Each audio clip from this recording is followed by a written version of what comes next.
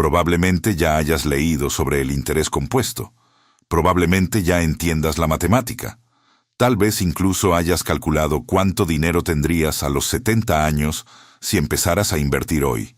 Y aún así, no empezaste, o empezaste y vendiste al primer susto, o invertiste, pero en el lugar equivocado. La pregunta que nadie se hace es ¿por qué? ¿Por qué personas inteligentes, con acceso a más información que cualquier generación anterior en la historia humana, continúan sistemáticamente destruyendo su propio patrimonio con decisiones que, vistas desde fuera, parecen obviamente erradas? Pasé 99 años buscando la respuesta a esa pregunta.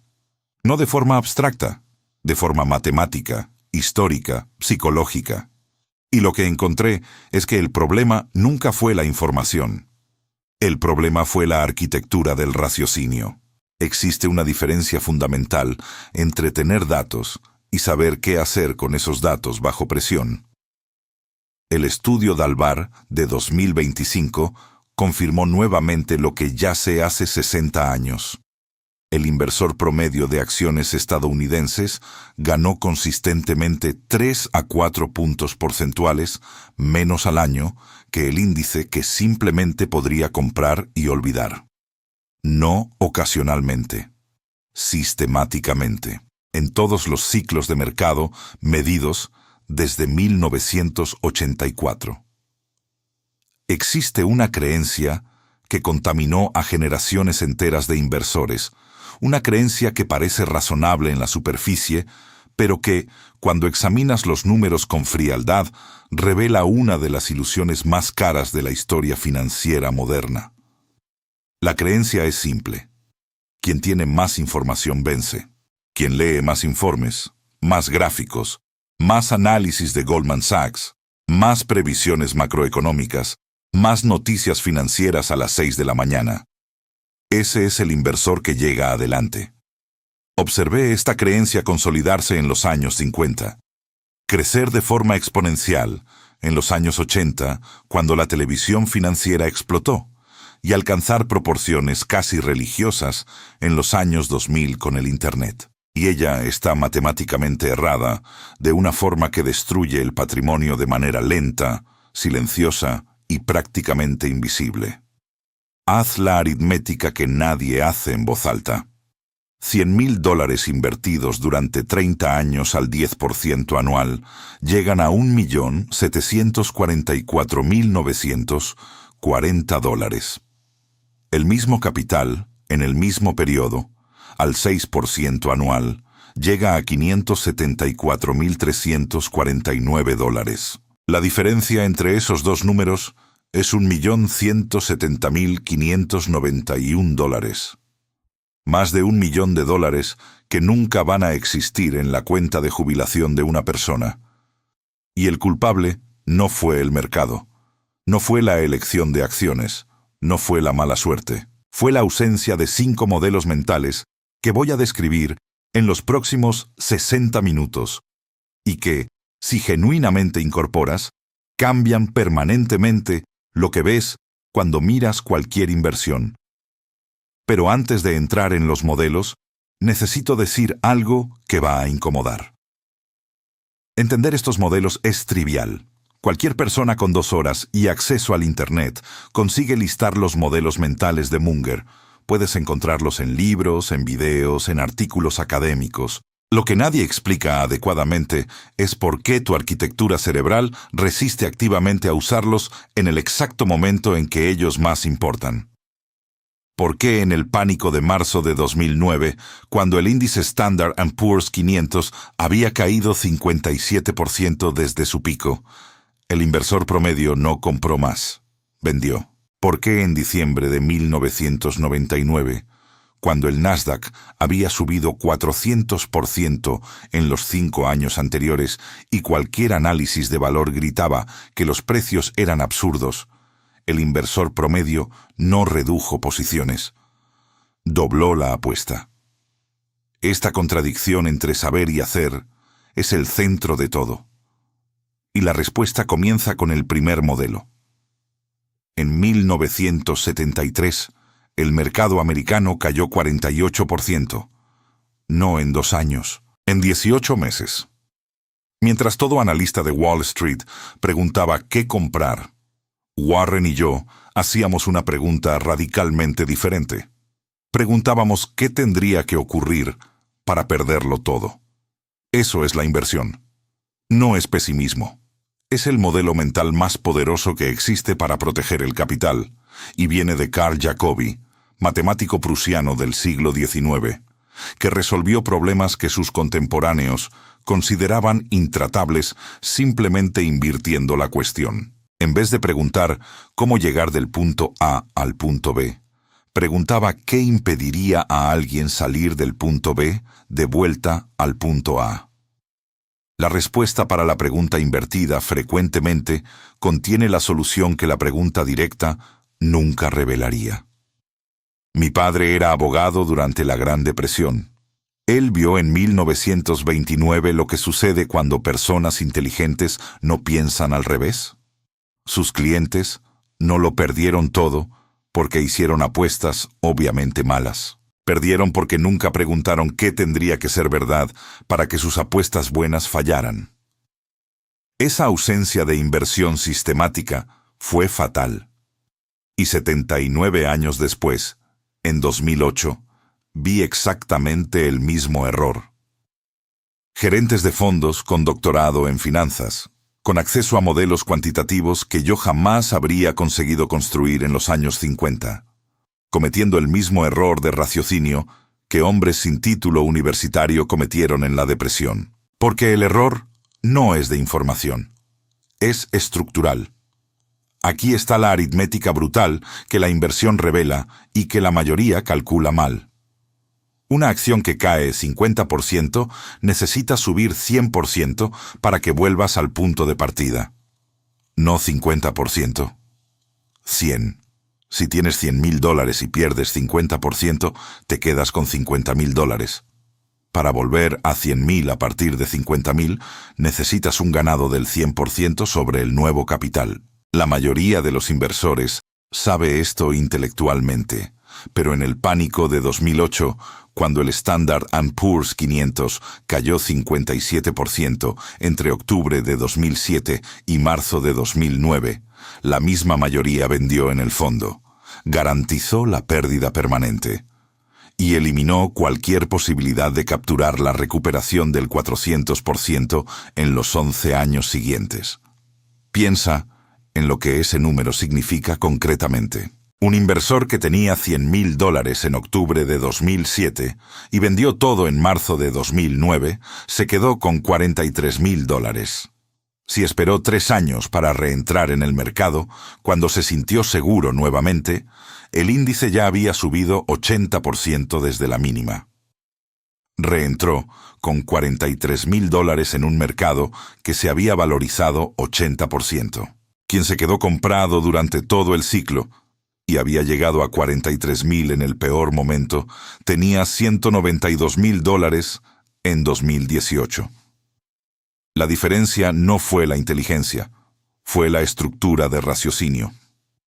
La inversión como modelo operativo funciona así.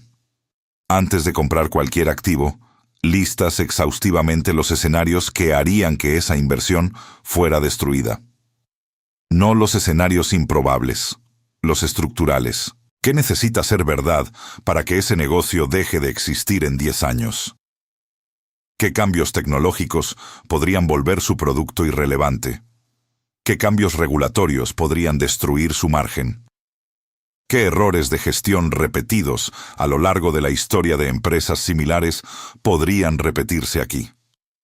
Y si no consigues rebatir cada ítem de esa lista con un argumento sólido y específico, no vago, no optimista, no basado en la esperanza, no compras. Warren y yo rechazamos decenas de oportunidades en los años 90 simplemente porque cuando invertíamos la pregunta, la lista de riesgos no respondidos era enorme. Mientras tanto, el Nasdaq subió 400% entre 1995 y 2000. Fuimos llamados dinosaurios, inversores que no entendían la nueva economía, hombres cuyo tiempo había pasado. En 2002, el Nasdaq había caído 78%. Nuestro capital estaba intacto, y las personas que nos llamaban dinosaurios estaban explicando a los clientes por qué la cartera había perdido 78% de su valor. Pero la inversión sola no es suficiente. Ella te protege del desastre, no te lleva a la excelencia. Para saber dónde tienes ventaja real y dónde estás apenas ilusionándote con una confianza fabricada, necesitas el segundo modelo. Y él va a exponer algo que la mayoría de los inversores nunca tuvo el coraje de examinar honestamente sobre sí mismo. Existe una diferencia entre lo que sabes que no sabes, y lo que no sabes que no sabes. Ese tercer grupo es donde las fortunas desaparecen. No lentamente, rápidamente, con convicción y con datos que parecen sustentar la decisión hasta el momento en que todo colapsa. Yo llamo a esto el círculo de competencia, y el error fatal no es tener un círculo pequeño. El error es no saber dónde están los bordes de tu círculo. Un médico que entiende profundamente la economía de hospitales privados puede tener un círculo de competencia más valioso para inversiones que un analista financiero que conoce superficialmente 16 sectores diferentes. El tamaño no importa. La claridad de los bordes importa absolutamente. En 1988, Warren y yo invertimos $1.024 millones en Coca-Cola. En la época, era la mayor posición individual de Berkshire. Todo analista de Wall Street pensó que estábamos pagando caro. Coca-Cola vendía a 15 veces el beneficio en un momento en que el mercado promedio estaba a 11 veces. Matemáticamente, parecía que estábamos pagando una prima por un activo sin crecimiento aparente. Pero nosotros entendíamos el negocio hasta la médula. Entendíamos la economía de una empresa que vende jarabe concentrado con un margen del 60% para embotelladores en 160 países. Entendíamos el poder de una marca que había penetrado en la cultura de consumo de manera que ningún balance contable conseguía tasar adecuadamente. Entendíamos que el crecimiento internacional de los años 90, especialmente en mercados emergentes de Asia y América Latina, aún no estaba reflejado en el precio. Ese era nuestro círculo.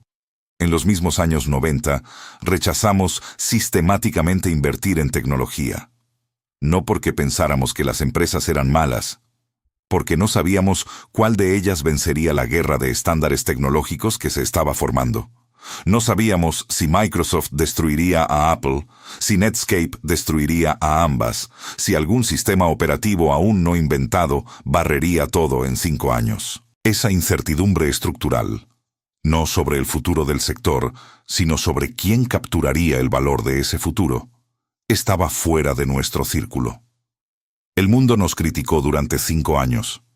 Berkshire se quedó atrás temporalmente en términos de retorno relativo. Y después, el Nasdaq cayó 78% y nuestro capital estaba intacto para capturar las oportunidades de 2002 y 2003, cuando activos de calidad fueron liquidados junto con basura especulativa por el mismo pánico indiscriminado. La cuestión matemática del círculo de competencia no es filosófica, es de probabilidad aplicada a lo largo del tiempo. Si tienes 70% de probabilidad de estar correcto dentro de tu círculo y 40% fuera de él, y haces 20 inversiones dentro y 20 fuera, la diferencia compuesta a lo largo de 20 años es la diferencia entre riqueza real y mediocridad disfrazada de diversificación. Con 70% de acierto en 20 decisiones, aciertas 14 y erras 6. Con 40% fuera del círculo, aciertas 8 y erras 12. Esto parece manejable en el año 1. En 20 años, con el interés compuesto trabajando sobre cada decisión acertada y contra cada decisión errada, la divergencia es catastrófica de una forma que los números revelan sin piedad. $100,000 con 70% de acierto consistente, asumiendo una ganancia promedio del 15% en las decisiones correctas y pérdida promedio del 10% en las incorrectas, llega a aproximadamente $1.300.000 en 20 años. El mismo capital, con 40% de acierto, en las mismas condiciones, llega a $180.000. La diferencia no es suerte. Es la diferencia entre operar dentro y fuera de tu círculo de competencia durante 2 décadas. Pero el círculo de competencia no te dice cuándo comprar. Te dice dónde buscar oportunidades con ventaja estructural. Para saber cuándo actuar, para transformar la identificación de oportunidad en decisión de compra, necesitas un tercer modelo que Benjamin Graham enseñó a Warren en los años 50 y que la mayoría de las personas entiende intelectualmente, pero falla en la ejecución por una razón psicológica específica y previsible. Graham lo llamó margen de seguridad. Yo lo llamo matemática de supervivencia. La idea es simple. Nunca pagues por el valor justo de un activo. Siempre exige un descuento estructural entre el precio que pagas y el valor que calculas. Ese descuento es lo que separa la inversión de la especulación. No es conservadurismo, no es timidez. Es el reconocimiento explícito de que tu estimación de valor puede estar errada y que si está errada, necesitas espacio para sobrevivir al error. Aquí está el cálculo que la mayoría nunca hace conscientemente. Si compras un activo que vale $100 por $70, tienes un margen de seguridad del 30%.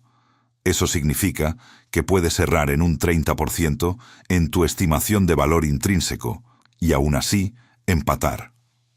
Si el activo vale $100 y pagaste 70 y en realidad valía 75, aún así no has perdido nada. Pero si compras el mismo activo a $100 por el valor justo, cualquier error en la dirección equivocada te coloca en pérdida. Eliminaste toda la tolerancia al error humano. Y los seres humanos erran. Yo erré. Warren erró. La cuestión no es eliminar el error, es garantizar que el error no sea fatal.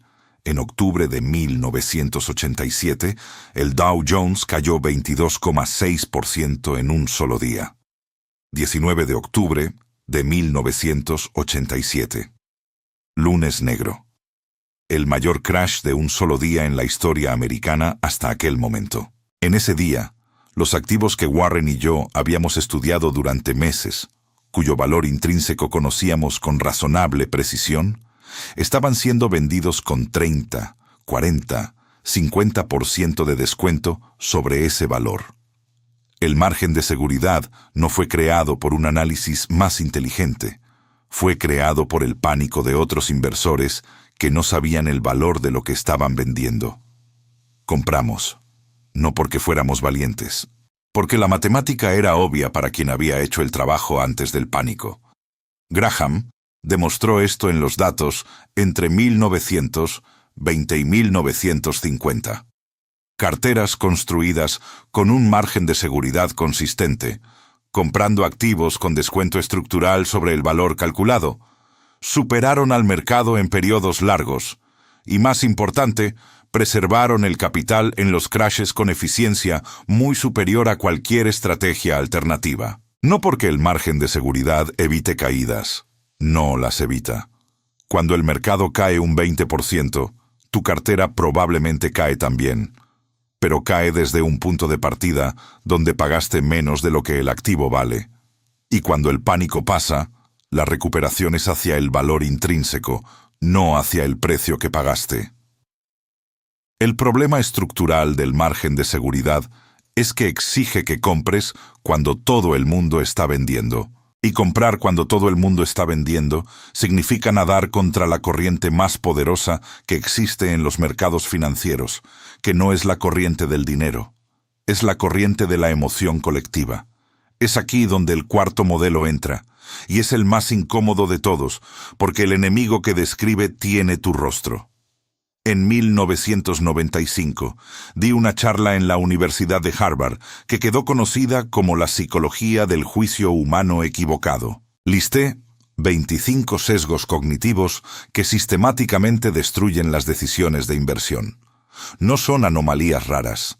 Son patrones de hardware del cerebro humano, evolucionados a lo largo de miles de años para la supervivencia en grupos tribales, aplicados de forma inadecuada a mercados financieros que existen hace menos de 300 años. La evolución no tuvo tiempo de prepararnos para esto. Y el resultado es que los mismos mecanismos cerebrales que nos mantuvieron vivos en la sabana africana nos destruyen en los mercados modernos. El sesgo más destructor para los inversores no es la codicia. La codicia es visible. La reconoces. El más destructor es lo que Kahneman llamó prueba social, social proof. Cuando todos a tu alrededor están comprando acciones de tecnología en 1999, tu cerebro interpreta ese consenso como una señal de seguridad, no como una señal de peligro, como una señal de que estás dejando dinero sobre la mesa al no participar. Cuando todos están vendiendo en marzo de 2009, tu cerebro interpreta el consenso como confirmación de que el peligro es real y creciente. El Dalbar documenta esto con precisión quirúrgica. El inversor promedio compró pesado en fondos de acciones en 1999 y 2000, exactamente en el pico, y retiró pesado en 2008 y 2009, exactamente en el fondo. No fue estupidez. Fue la arquitectura neural respondiendo racionalmente a pistas sociales en un ambiente para el cual no fue diseñada. Kahneman y Tversky demostraron en 1979, con el trabajo que eventualmente rindió el Nobel de Economía a Kahneman, que el dolor de perder $1000 es neurológicamente 2 veces más intenso que el placer de ganar $1000. Esto parece interesante como dato de psicología experimental, pero calcula lo que significa para una cartera de inversiones a lo largo de 30 años. Si el dolor de una caída del 15% es 2 veces más intenso que el placer de una subida del 15%, vas a tomar decisiones que priorizan eliminar el dolor sobre maximizar el retorno. Vas a vender posiciones sólidas en el fondo para eliminar la oscilación. Vas a cambiar retorno a largo plazo por confort emocional a corto plazo. Y vas a hacerlo repetidamente, eliminando los años de mayor recuperación, que históricamente representan el 80% del retorno compuesto total de un ciclo completo de mercado. El 20% del tiempo en el mercado produce el 80% del retorno. No es una metáfora, es lo que los datos de 100 años de mercado americano muestran cuando analizas qué periodos de 10 días, en cualquier ventana de 10 años, fueron responsables de la mayor parte del retorno compuesto. Si estuviste fuera del mercado en esos días, porque vendiste en el pánico y esperaste para reentrar cuando te sentiste seguro, eliminaste la mayor parte del retorno, y el inversor promedio, movido por la aversión a las pérdidas, consistentemente estuvo fuera en esos días, porque esos días de mayor recuperación ocurren inmediatamente después de los momentos de mayor pánico. Es precisamente cuando todo el mundo está vendiendo que los mayores retornos aparecen al día siguiente. El conocimiento de estos sesgos no los elimina. Necesito que entiendas esto completamente, porque es donde la mayoría de las personas se ilusiona. Saber que tienes aversión a las pérdidas no hace que actúes diferente en el momento del pánico.